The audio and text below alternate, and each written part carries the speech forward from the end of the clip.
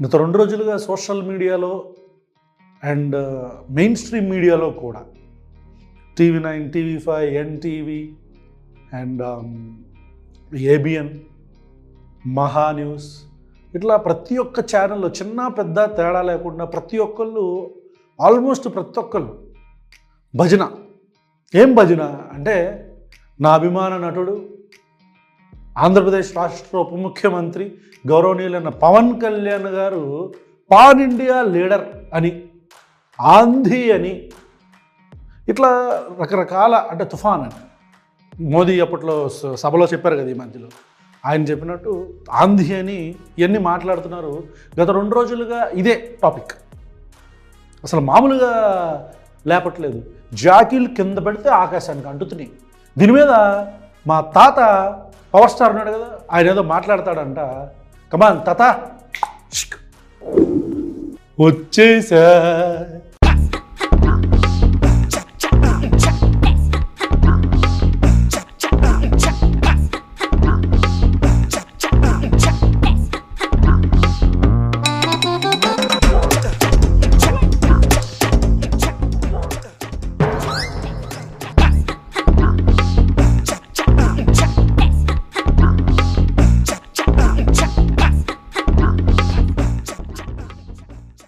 Hi తాత, 2 రోజులుగా ఎరాచకాన్ని చూడలేకపోతున్నాం. ఏంటి మహారాష్ట్రలో బీజేపీని ఒంటి చేత్తో గెలిపించింది నువ్వే అంటగా?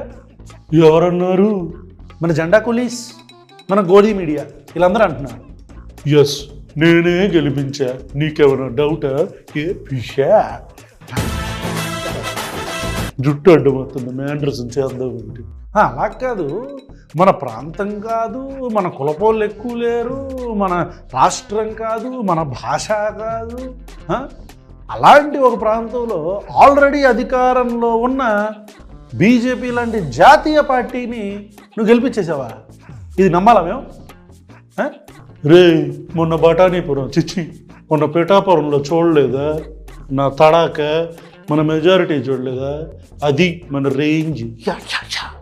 తాత, నిజాలు మాట్లాడుకుందాం మనం కాసేపు. కొంప తీసి నేను గతంలో మాట్లాడిన 30,000 మంది అమ్మాయిలు, ప్రత్యేక హోదా అయ్యేం కాదు కంగారు పడక, ఏమి కాదు. అమ్మాయి ఓకే తాత, రాష్ట్రంలో ఇన్ని నియోజకవర్గాలు ఉండగా ఆంధ్రప్రదేశ్ రాష్ట్రంలో నువ్వు భీమవరం గాజువాకలో చిత్తుగా ఓడిపోయిన తర్వాత ఏరి కోరి మరి పిఠాపురంకి వెళ్ళి పోటీ చేయడానికి కారణం అక్కడ మన కులపోళ్ళు ఎక్కువ ఉన్నారని కదా? నా పార్టీ సిద్ధాంతం తెలీదా నీకు? వాయబ్బో, ఇప్పుడు అరాచకం ఎందుకులే కానీ నువ్వు మాత్రం అక్కడ పోటీ చేసింది మన కాపు కులస్తులు ఎక్కువ ఉన్నారనేగా, అవునా కదా? అవును, వెళ్ళాను. అయితే తప్పేంటి? అంటే ఏం లేదు, మన కూలీస్ గత 2 రోజులుగా తెగ డబ్బా కొడుతున్నారు, జాకీలు పెట్టి లేపుతున్నారు. నేను భారతీయ జనతా పార్టీని ఒంటి చేత్తో గెలిపించిన పాన్ ఇండియా లీడర్ అని, ఆంధీ అని, బూందీ అని లేపుతున్నారు. మరి కులం సపోర్టు లేకుండా గెలవలేని నువ్వు ఆంధీ అవుతావు, బూందీ అవుతావు కదా? చెప్పు. సముద్రం ఒకటి కాళ్ళ కింద కూర్చొని అక్కడే ఆగిపో. నేను 2వ క్వశ్చన్లోకి వెళ్ళిపోతా, నువ్వు మళ్ళీ మొదలు పెట్టకు. ఓకే, ఇప్పుడు పిఠాపురంలో అక్కడున్న తెలుగుదేశం పార్టీ ఆల్రెడీ ఇన్ఛార్జ్గా ఉన్న వర్మ ఎవరైతే ఉన్నారో అతని నుంచి వ్యతిరేకత వస్తే బాబా అని చెప్పని అతని కాళ్ళు గడ్డాలు పట్టుకొని అతన్ని పోటీ నుంచి విరమించుకోమని అతని కార్యకర్తలు, అతని క్యాడర్ మొత్తం నీ దారిలోకి వచ్చేదాకా సామదాన భేద దండోపాయాలను ఉపయోగించి గెలిచావు కదా. మరి అంతేగా, నువ్వు ఆంధీవి కదా, నీకు వర్మనో శర్మనో ఎవరు అవసరం ఉండకూడదు. నువ్వు ఆంధీవి, మరి నువ్వు పాన్ ఇండియా లీడర్వి, నువ్వు ఒంటి చేత్తో బీజేపీని గెలిపించేసే నాయకుడివి, అవును కదా? మరి నువ్వు అలాంటివి నువ్వు వర్మ దగ్గరికి ఎందుకు బేరానికి వెళ్ళావు? అదే బేరం కంటే డబ్బులు ఇవ్వమని కాదు, ఈ సామధాన భేద దండోపాయాల్లో బతివులాడుకోనో బామాలుకోనో చంద్రబాబు నాయుడు గారి నుంచి ఒప్పించుకోనో ఇట్లా. మరి నువ్వు ఆంధీవి కదా, నువ్వు పాన్ ఇండియా లీడర్ కదా, నీకు ఇలా అవసరాలు ఉండకూడదు కదా? ఈడేంటట్ట తగులుకున్నాడు నన్ను. అదంతా రాజకీయ ఎత్తుగడ అబ్బాయి.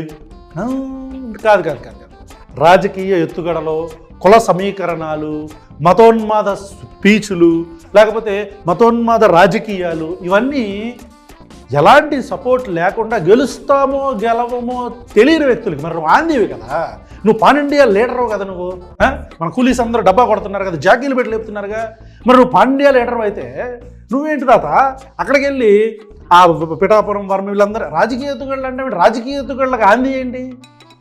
రాజకీయ ఎత్తుగడలు, డబ్బులు పంచటాలు, కుల సమీకరణాలు, జన సమీకరణాలు, ఇవన్నీ ఆంధీలు పాన్ ఇండియా లీడర్లు కుదరవు.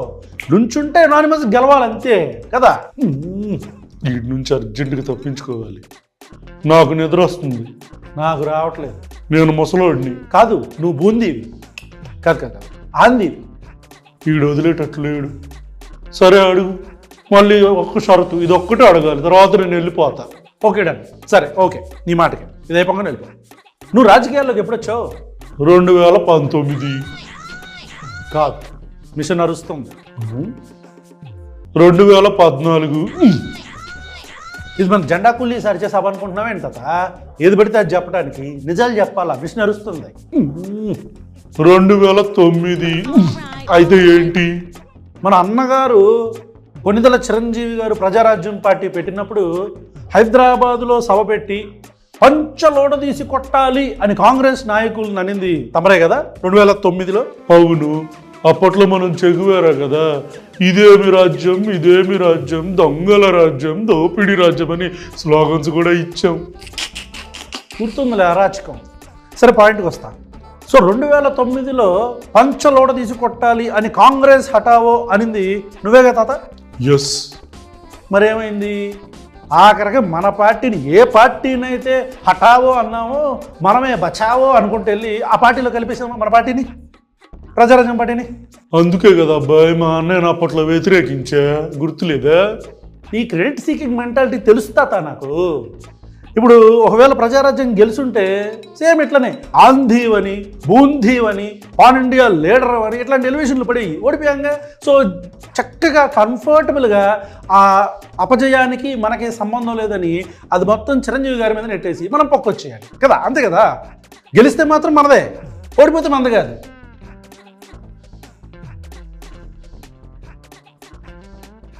నాకు నిద్ర వస్తుంది. అయిపోయింది. లాస్ట్ ఇంకో 2 క్వశ్చన్.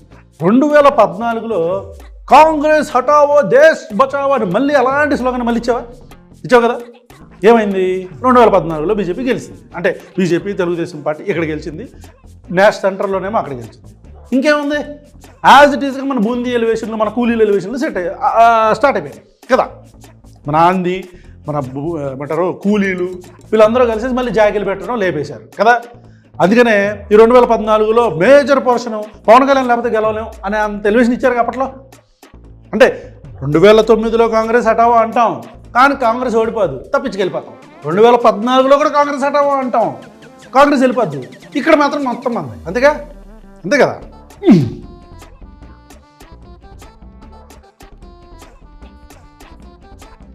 2019లో ఏమైంది? వాపును చూసి బలుపు అనుకొని చక్కగా వెళ్ళి 2 చోట్ల పోటీ చేసి చిత్తుగా ఓడిపోయాం. రైట్, అంతే కదా. రాజకీయాల్లో గెలుపోవటం వల్ల సహజం కాదా ఏంటి? అదేంటి మరి మొన్న ఏంటి, అది సభలో వాళ్ళకి 11 కూడా సరిపోదు, 1కి పరిమితం చేద్దామని చెప్పి అన్నారు. అంటే గెలిస్తేనేమో ఆంధీ, బూంధీ, పాన్ ఇండియా లీడర్, అరాచకం. ఓడిపోతే మాత్రం సముద్రం ఒకటి కాళ్ళ కింద కూర్చొని మరగదు, మేము బానిసల మరగదు. ఇదే కదా మన స్ట్రాటజీ. ఎస్. ఇకపోతే 2024లో కూడా తెలుగుదేశం పార్టీ క్యాడర్ మన సంస్థాగతంగా ఏం డెవలప్ చేయలేదు కదా అప్పటికి. 2014లో పెట్టిన పార్టీ 2024 దాకా సంస్థాగతంగా ఎలాంటి క్యాడరు, నాయకులు లేకపోవడం, మనం ఒక్కలమే సింగిల్ మ్యాన్ షో పడాలా? మరి క్రెడిట్ సీకింగ్ మనం ఒక్కలమే ఉండాలి స్టేజ్ మీద. అట్లాంటి ఒక క్రెడిట్ సీకింగ్ మెంటాలిటీలో మనమే ఉండాలన్న మెంటాలిటీలో 2014 నుంచి 24 దాకా క్యాడర్ని సమాయత్తం చేయకుండా 24 వచ్చేసరికి పాపం లీడర్స్ లేక పక్కన తీసుకున్నదే ఆ 21-24 సీట్లకి, 21 సీట్లకి మళ్ళీ పక్కనున్న తెలుగుదేశం పార్టీ నాయకులు అదే నియోజకవర్గంలో మన పార్టీ లేక పక్కన తెలుగుదేశం పార్టీ వాళ్ళని తీసుకొచ్చి ఇచ్చుకోవాలా సీట్లు మనం. ఏంటి నువ్వు ఆందేవు కదా, మరి నిన్ను చూసి సింగిల్ హ్యాండ్గా మరి బీజేపీని నువ్వు గెలిపించేస్తావు కదా. మరి నువ్వెందుకు టీడీపీ పార్టీ నుంచి నాయకులను అరువు తెచ్చుకోవాల్సి వచ్చింది చెప్పాలా? టాన్ టాన్ టాన్ టాన్ టాన్ టాన్. టాన్ టాన్ టాన్ టాన్ టాన్.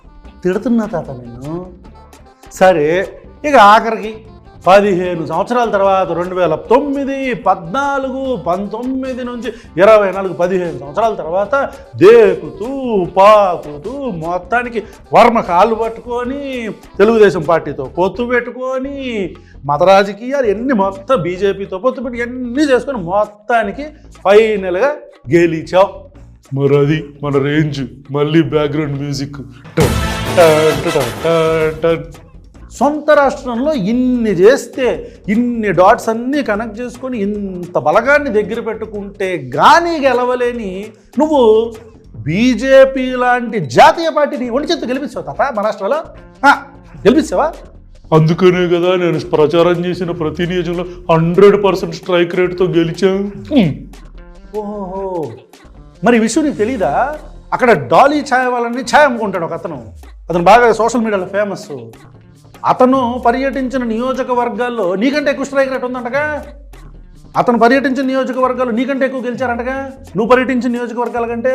మరి ఇప్పుడు డాలీ ఛాయ్ వాళ్ళు కూడా బీజేపీని ఒంటి చేత్తు గెలిపించేసినట్టేనా తాత? పాపమాడికి కూలీలు లేరుగా ఎలివేషన్లు ఇవ్వడానికి కదా. అవన్నీ నాకు తెలియదమ్మా. గెలిచింది మాత్రం నా వాళ్ళే. మా కూలీలు నమ్ముతారు చాలు. మరదేంటిది, నువ్వు పక్క రాష్ట్రమైన తెలంగాణలో పోటీ చేస్తే 2023 ఎన్నికల్లో నీ జనసేన పార్టీకి సంబంధించిన మొత్తం పోలైన ఓట్ల కంటే ఇండిపెండెంట్గా ఒక సోషల్ మీడియా ఇన్ఫ్లుయెన్సర్ అయిన బర్రెలక్కకి ఎక్కువ ఓట్లు వచ్చినాయి. అదేంటి తాత? అంటే ఇక్కడ మనం బూందీయా ఆంది కదా? అంటే ఇక్కడ మన స్టార్డమ్ తెలుగు రాష్ట్రంలో పనికిరాదా? పనికి రాలేదా? అదేంటిది నాకు అర్థం కాలా. కొంచెం చెప్పు, క్లారిటీ.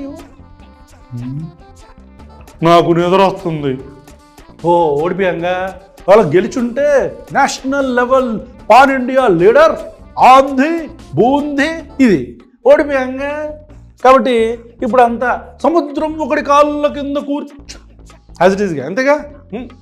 నాకు నిద్ర వస్తుంది. ఓకే తాత, వెళ్ళి పడుకో. నీ కూలీస్కి చెప్పు కొంచెం అలాంటి ఎలివేషన్లు ఇవ్వద్దని. నవ్వుకుంటున్నారు జనాలు. బాయ్ తాత.